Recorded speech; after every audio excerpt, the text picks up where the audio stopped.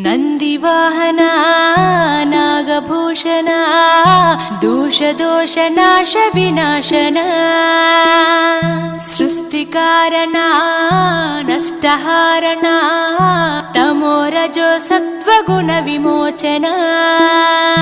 మాఘమాసమున కృష్ణపక్షమున చతుర్దశి నడి జామురాతిరిన మహాలింగమే ఉద్భవించెనట బ్రహ్మ విష్ణువుల అహం అనిగెనట సృష్టికి మూలం నీవని తెలిసి సాగిలబడి నీ మహిమకు మొక్కే అదే మహాశివరాత్రి వెలిసెనట